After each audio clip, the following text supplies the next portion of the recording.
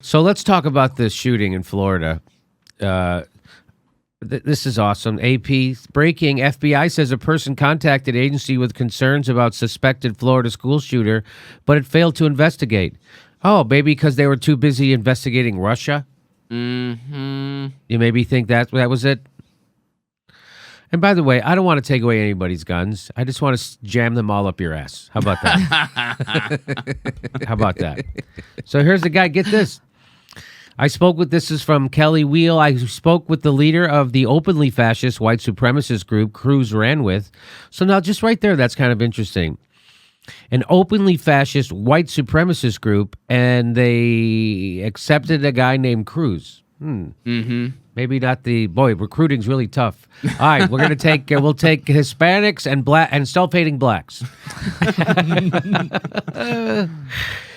He said they gave Cruz a gun and that their training probably made Cruz more effective. So a white supremacist group. Now, how is that any different than ISIS? They train the guy, he goes and shoots up a school. How different is that from? That's no different. It's no different. So I saw this on the Twitter, so I don't know who made this. There's no artist signature, but I thought that was pretty heavy duty. They even have Wayne LaPierre as the... Oh, is that his name? Yeah, there? the signature. So I don't know who. Again, there's no artist put his name on that. But we did a segment recently. We dropped it about where Keith Olbermann said John McCain was his favorite political figure of the 21st century. Mm-hmm. So I just want to put that above that NRA bloody check. That's how much he's taken in his career: $7,740,521 from the NRA, and a Keith Olbermann apology. Ugh. Yeah, all right, yeah, and that's right. And Keith Olbermann apologized to him. So get this. So, and by the way, this guy apparently their training is more effective than their fashion suggestions. Am I right? Come on. Anyway, these mass shootings are tragic, but I refuse to point fingers until Rob Reiner can connect them to the Kremlin.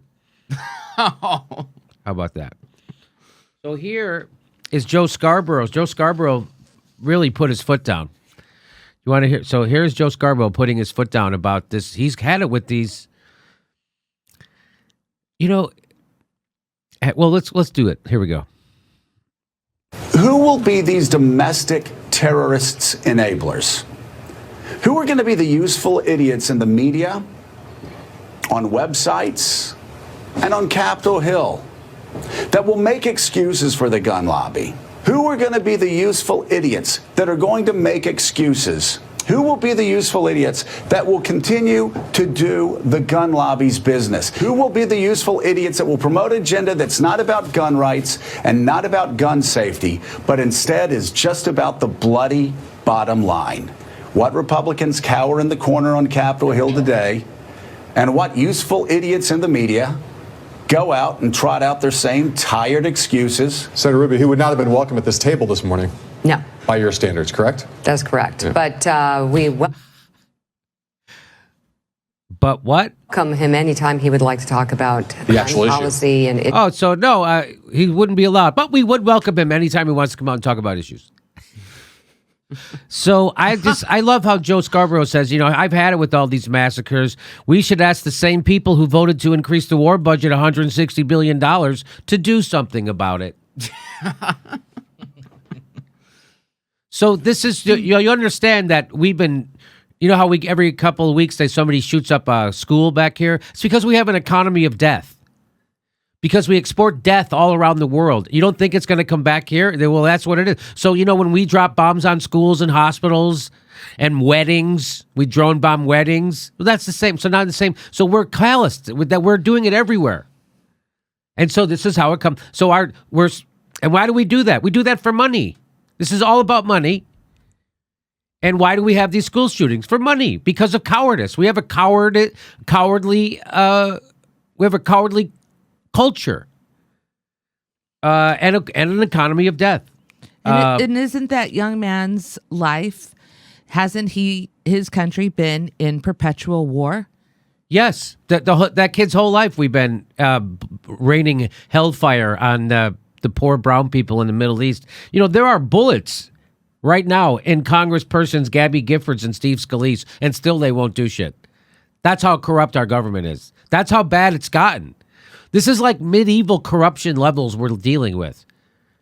When Barack Obama comes back into public life, the first thing he does is start taking $500,000 checks from Wall Street right out in the open, and then the political comedy show of note, The Daily Show, runs cover for him. We're in a completely corrupted society right now. Lawless, corrupted society. And these school shootings are just a reflection of it. And I love how people keep saying there's nothing you can do about this. Again, would point you to the Onion headline. Nothing you can do about this, says people in the only country this ever happens in. And the Onion retweets it intentionally every time a school shooting happens. So they've basically been tweeting that article almost every other day this year. Like literally almost every other day this year. Yep, no way to prevent it, says the only country where this shit happens. Yeah.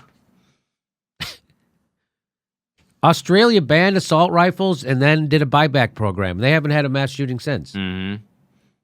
Yeah, there's so many other models we could try to emulate that would help this problem. I mean, stuff they do in Australia, stuff they do in Switzerland, like so many different paths we could take. Like if you just break it down and you think automatic weapons, that you sell automatic weapons, what for? Right? Exactly. What for? Like, what do you need that for? Well, we can't ban bump stocks because they would bump our Wall Street stocks. That's right. It's all about money. Yeah. This is what happens in a society that says no to peace. We've been at perpetual war since 2001. And it ain't no plan on stopping. There's no plans on stopping, expanding the war machine. They're now going into East Asia, the Baltics. They ramped up the Cold War. They started the Cold War again. This military-industrial complex getting everything it needs while you suffer and starve at home, while people are treading water. There was a story of a teacher the other day. She died because she couldn't afford a $110 copay. Mm-hmm. She had insurance. She died. She's a teacher. We're spending an extra $160 billion in the next 2 years on the military. Extra. And we don't have an enemy. We don't have an enemy. Russia is $65 billion a year they spend. Maybe probably less now, someone told me. So last time I checked, it was $65 billion a year they spend on their military. Yeah, but like 13 of them are tweeting. We are we're in the business. We're the economy of death. We sell death all around the globe, and yet we're shocked in our culture of violence when someone opens fire in one of our schools.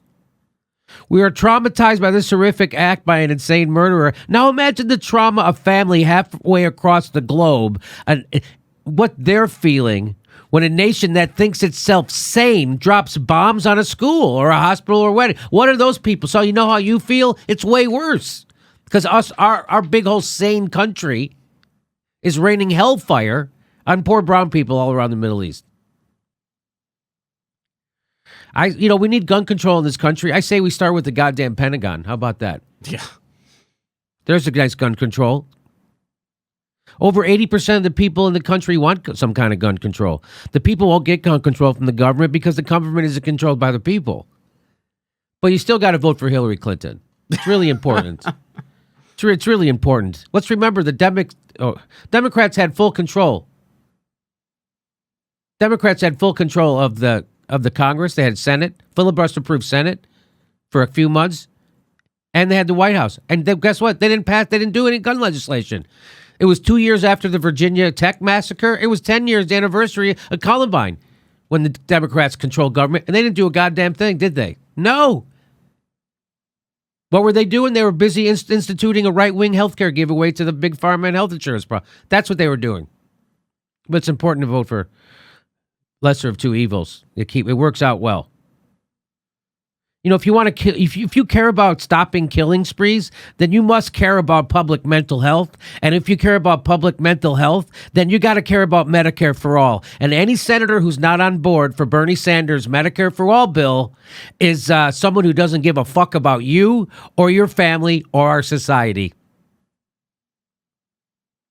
Because they say that mental illness, Medicare for all will cover that.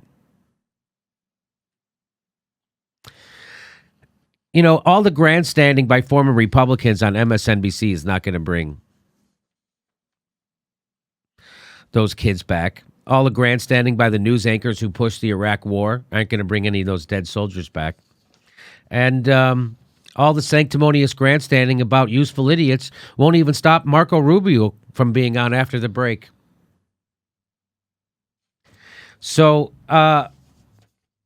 this guy, John McCormick made that point. He goes, political cowardice involves failing to act on what you believe is right because of political concerns.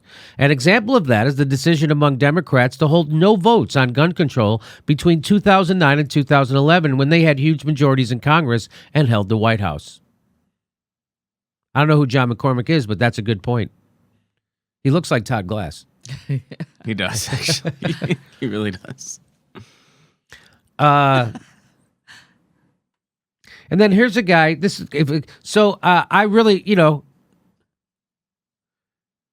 you really are against that senseless killing? Then let's rein in the Pentagon. But you guys aren't really.